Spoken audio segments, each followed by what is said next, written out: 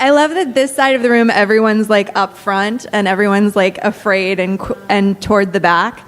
Just so you guys know, I always pick on people in the back. So if you're in the front, you're totally safe. So there you go. I don't know if I'm going to pick on anyone today, but I'll let you pick on each other because you've got the round tables. Anyway, my name is Michelle Regal. Some of you may know me as Michelle Chaplin, but it's Michelle Regal now. And this is Formulas Are Your Friends. Yay, formulas! Yay! Oh, I'm so glad you cheered with me.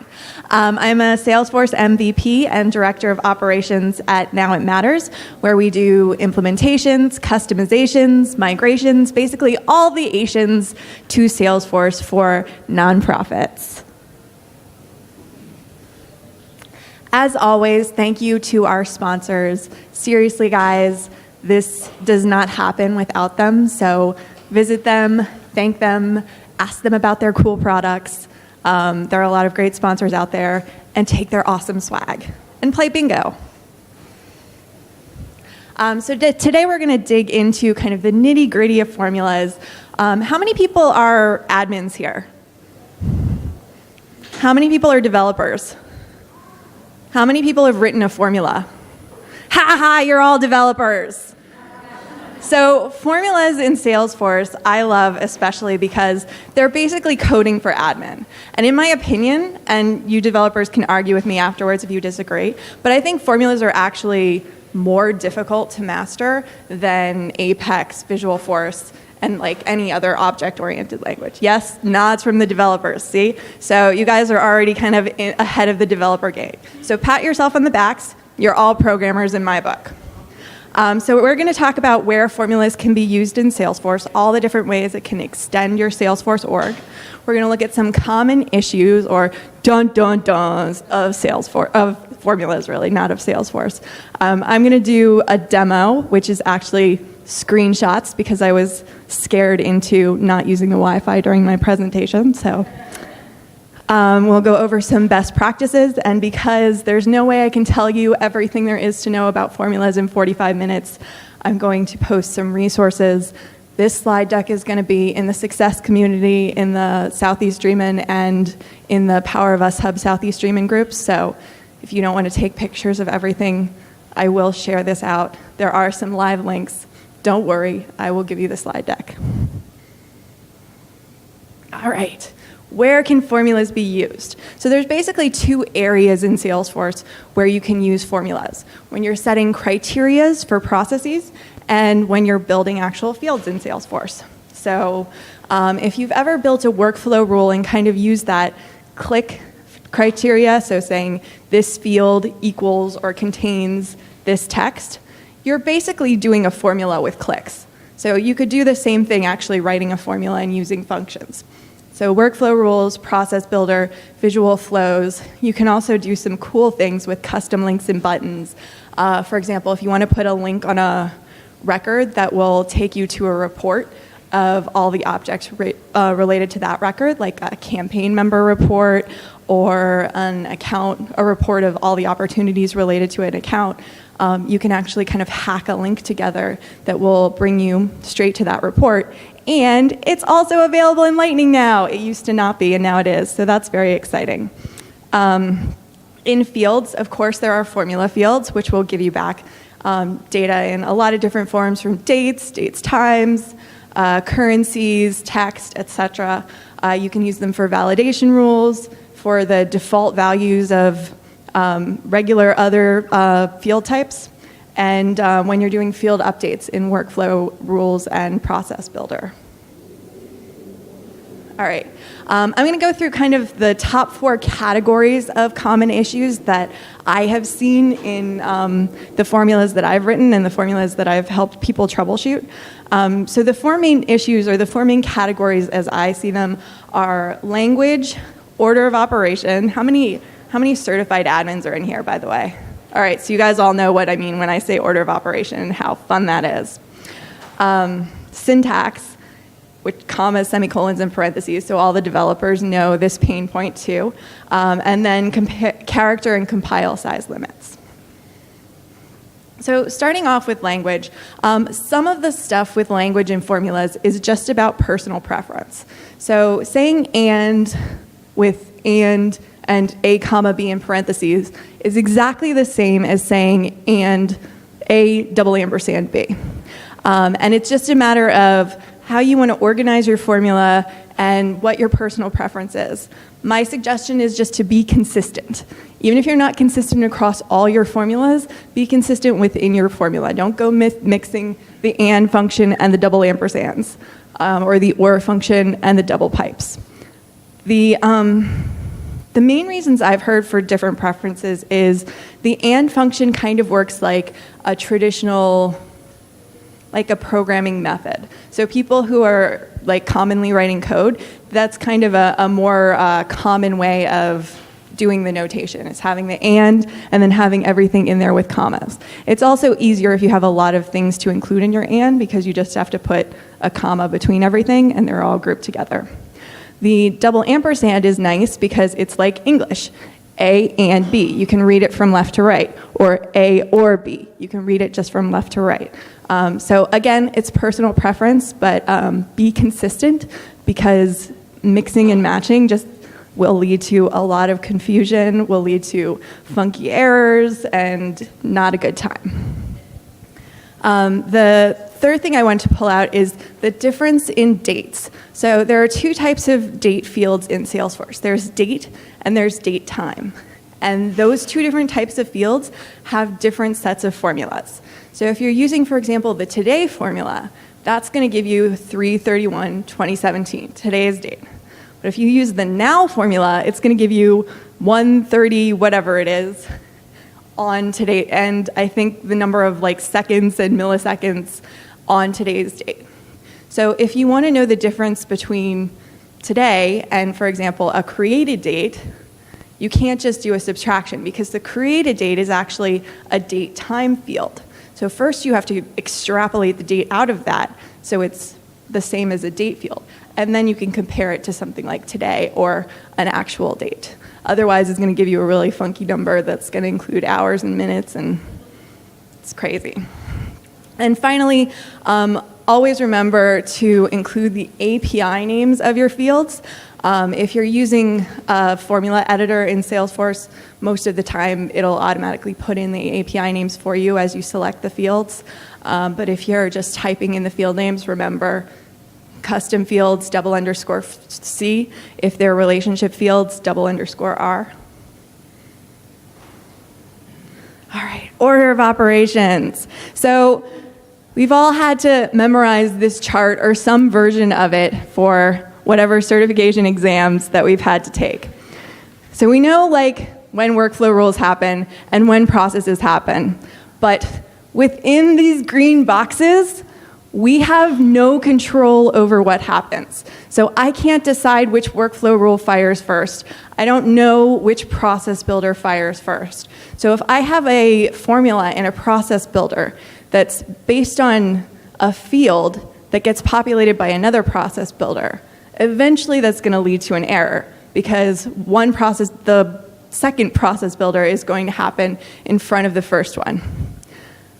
Workflow rules, there's no way to get around it. In Process Builder now, you can build one process for a single object and have multiple trees go off it and have it go to the next steps.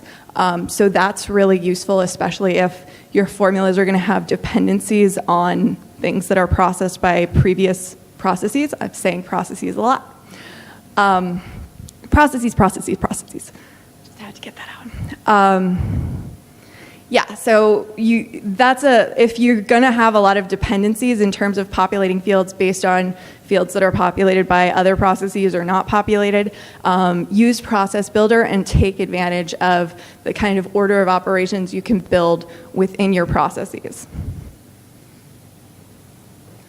Syntax. All right, I actually stole this from somebody, posted it out in the hub. Can anyone tell me what is wrong? First of all, does everyone know what a case function is? Does anyone not know? You guys rock. All right. So I don't even need to go over this. Like, he's trying to figure out a pick value, and based on the different pick values, he's assigning a different number to the formula. He did check syntax because he's responsible, and that's what he's supposed to do, and gets this really helpful error message from Salesforce. What's wrong? Any guesses? Yes. There's a comma. Yes. Comma missing. Anything else? Yes. There is a right parentheses missing. You guys are awesome. So yes. And so I did a couple of things that I think probably helped you out in picking this out. First of all, instead of this all being one line all the way across of code, which is what you can do, you can write a formula all in one line, I decided to put things on different lines so you can see where I'm pointing up here. I should be pointing up here. So you can see kind of where each line ends. It's pretty clear that there was a comma missing because there's a comma on every other line here. I also indented stuff that was kind of supposed to be contained within the case. And what that really helps me with is to remember to close the case parentheses. But it helps you see kind of where parentheses are, where missing commas are. So formatting your formulas is really important. And there's a couple of tricks to that as well. Yep. Is there a space between the comma after C and the quotation marks before the L and list? Is there a space? Between, there doesn't have to be. There doesn't have to be. No. There can be, yeah. Salesforce doesn't care if you put spaces in between commas. Just don't put them in your field names. Yeah, absolutely. So Salesforce, I'd say like always check your syntax, but it will very often give you misleading information on the error message, or it will give you a generic error message like there's a syntax error, which won't be helpful. So if you're a programmer, you know this all too well. Somewhere there's a semicolon, comma, parentheses, whatever missing. Formatting really helps you with that a lot. It's not going to eliminate the problem, but it will help you find the problem when it happens. Size limits. So formulas have a 5,000 character size limit and a 5,000 byte size limit. If you write a formula that's 5,000 characters long, I guarantee you're already over the 5,000 byte limit. So that is the one that you need to worry about. And the way that formulas become too big in terms of compile size, there's a couple of things. If your formula is referencing other formula fields, then the amount of processing, the amount of power required to process it is the amount required to do the formula you're referencing and your formula. So you're basically doubling your compile size there. Also, date fields have a larger compile size. I've never really dug into why, but date fields take up more things. And if you have repetitive functions, that's going to affect your compile size too. So I have an example.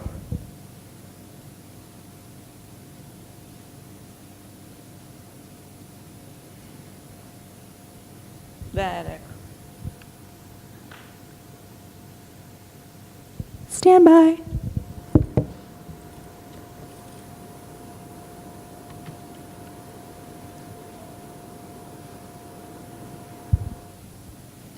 All right, this is really hard to read. That's kind of the point. It's a really, really long formula. It's too long. Its compile size is 8,000 bytes. As you can see, it's nowhere near 5,000 characters. I would be like filling up the screen if it was 5,000 characters. So it doesn't take much to get over that 8,000 byte limit.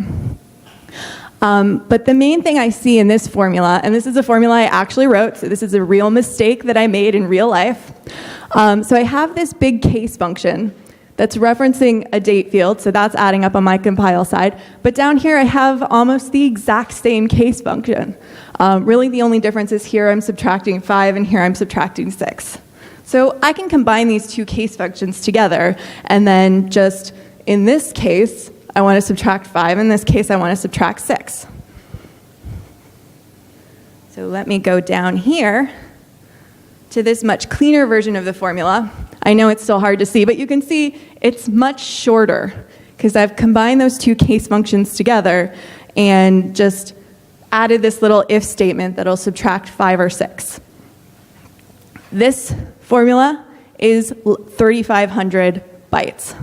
So just by combining those two case functions together and using the date field, referencing the date field only once instead of twice, I cut the size of my formula in half.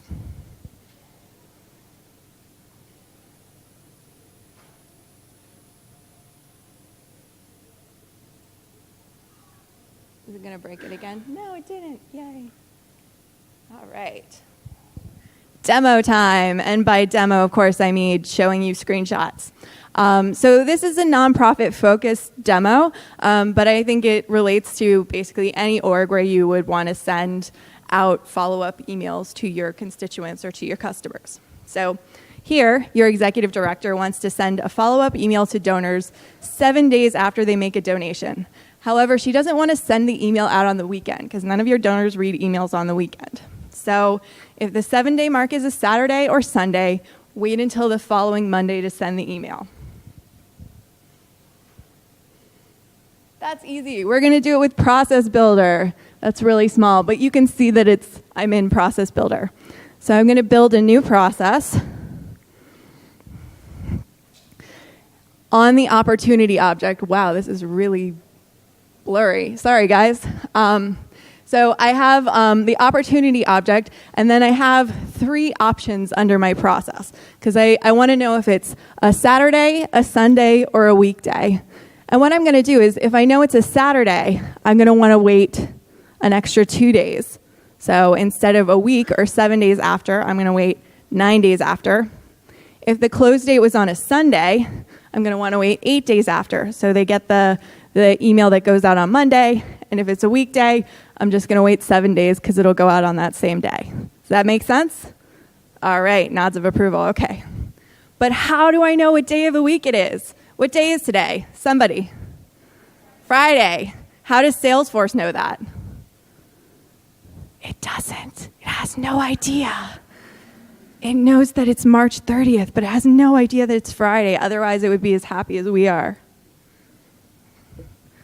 So this is one of my favorite formulas that I ever discovered for Salesforce. This function is called mod. I don't know why it's called mod, but basically what it does is it takes the remainder of 2 values being divided together. So if you remember all the way back to elementary school, where like 5 divided by 4 was not 1.25, it was 1 remainder 1. This finds that remainder. So basically what this is doing is taking the opportunity close date, and it's adding 7 days. You don't have to add 7 days because it's going to be the same day of the week. And it's comparing it, or it's taking the mod of January 7th, 1900. Why January 7th, 1900? 1, it's a Sunday. You can look it up, but I'm telling you right now it's a Sunday. I looked it up. And 2, it's probably before every close date that's in your system right now. If you guys have a close date that's before 1900, then I want to talk to you. You can go back as far as you want. You can make it a Sunday in 1976. It doesn't have to be January 7th, 1900. That's just the way the formula was originally written, and so shall be written from here until eternity. So I'm taking the difference between these dates, and I'm dividing it by 7. And the magic here is, if the mod is 0, if there's no remainder, then the day of the week is Sunday. So with this formula, I've already figured out the day of the week, just by doing this formula. If it equals 1, it's Monday. If it equals 2, what day of the week is it? Tuesday. So what day of the week is Friday? 5. Isn't that magical? All right, maybe it just affects me more. So I want to make sure that the day of the week is Sunday. And here I have figured out, even though Salesforce has no idea what the day of the week is or what even Sunday means, I have figured it out. And then I just want to make sure that it's close one, because I don't want to go following up with people who made a failed transaction or who just pledged, or who I don't like. So I want to make sure that pick value of the stage name is 1. And here I use my double ampersand, but if I wanted to, I could use the and function with the parens around both options. And that's it. So then I know I can do my scheduled action 8 days after the close date. I'll send the follow-up email. Same thing for Saturday. I'm going to check for what number? 6. And then I'll send it 9 days after the close date, so it sends the next Monday.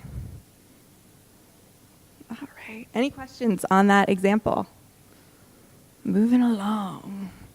All right. Here is a for-profit example for a sales team that's related to sales team. So you want to make sure when that your team has a way to contact the new leads that are entered into Salesforce, because isn't that really annoying to your sales guys when they load all of these new leads in and they can't contact them? Like, what's the use of that? So you want to require either an email address or a phone number from every new lead.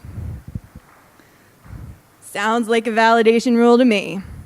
So we're going to go ahead and create a validation rule on the lead object. I know this is tiny and blurry, guys. I'm sorry, but you know what the lead validation rule page looks like, I hope.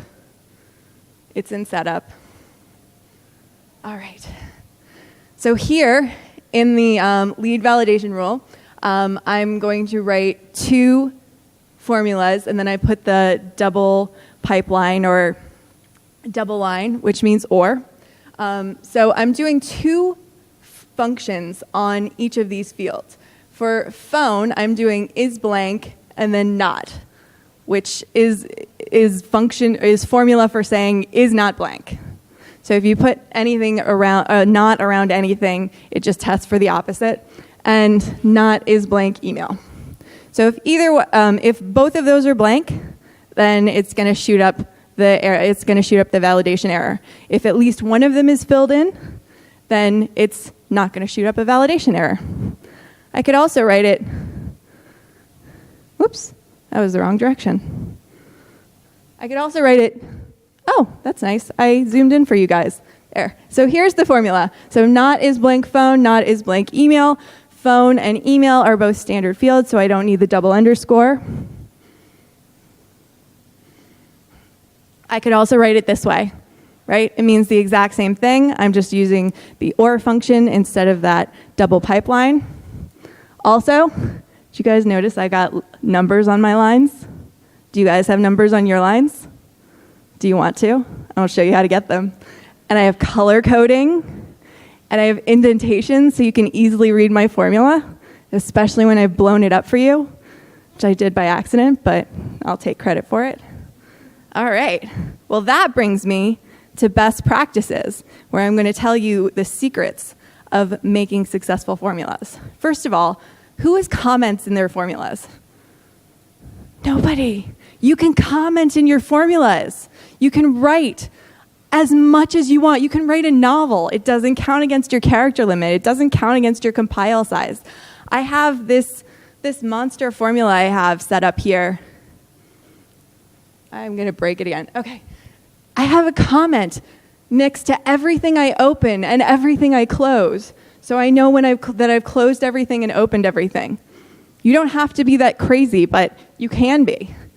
Salesforce will let you. So you leverage those comment fields.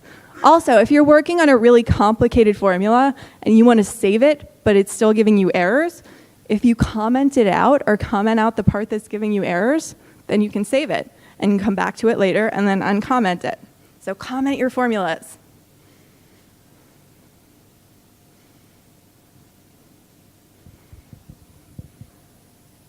Come on. All right. And all it is the /*, write your comment, and then */. So pretty easy. Use the quick save button where you can.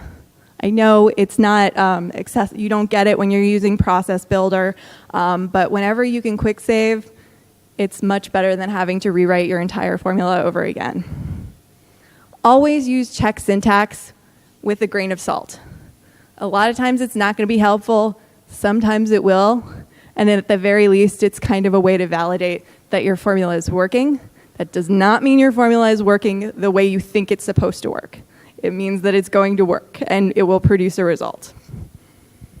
Save your awesome formulas to use later. And I'm going to go a step beyond this. Share your awesome formulas because I want to steal them. And everyone in this room wants to steal them. If you write an awesome formula, post it in the success community, on the Power of Us hub. You can just email it to me and I will post it. Like, seriously, share it with the world because this is how we make formulas. And half the resources I'm going to give you are places where you can get formulas that you can copy and paste and adapt to what you need. So 99% of coding and 99% of formula writing is copying other people's work and changing it and making it your own. Right? Yes. See, nodding. Yes. The Chrome Advanced Formula Editor extension. So if you saw my magical numbered lines, the color coding, the indentations, all of that, that's a Chrome extension. It's called Advanced Formula Editor. So you do have to use Chrome. There's no equivalent on Firefox that I'm aware of. There's no equivalent on Opera. If you use Safari, then I don't want to talk to you. No, I'm just kidding. I'm just kidding. And, Microsoft Edge. So you have to use Chrome in order to see the magical advanced formula extension. But it's super useful. It will show up everywhere you can edit formulas, except in Process Builder, because Process Builder is annoying that way, and it's on that new Lightning platform. Finally, if you are doing, for example, a really long formula in a Process Builder, you don't want to use Chrome, you hate having so many extensions, whatever, use a text editor to break down your formulas. The one that you just saw me using is Notepad++, which is good for PCs. I believe the one for Macs is called TextEdit. Any Mac users? Yes, TextEdit for Macs. And of course, resources, because we want to know all the things about formulas. So there is a link to Trailhead. There are 2 Trailhead modules so far. I'm sure there's another one in the works. There's beginner formulas and advanced formulas. Do not be scared of the advanced. It's just regular formulas that are a little more complicated. You guys can do both of them. They're great training resources. There's a lot of documentation on the formulas. In fact, there are links to documentation most anywhere you are working on formulas in Salesforce, except Process Builder. These will give you cheat sheets on all the different functions and what they do, examples of advanced formulas. That's right, Salesforce put together a collection of formulas for you to steal from them. They encourage it. And if you have access to the Power of Us Hub, there is this really great nugget that Steve Moe put together called Fun with Formulas. It is really awesome, so definitely check that out if you have access. All right. Thank you, everybody, so much for putting up with my excitement around formulas. I hope you're all as excited as I am. And any questions? Any formula stumpers? Oh my God, I answered everyone's questions.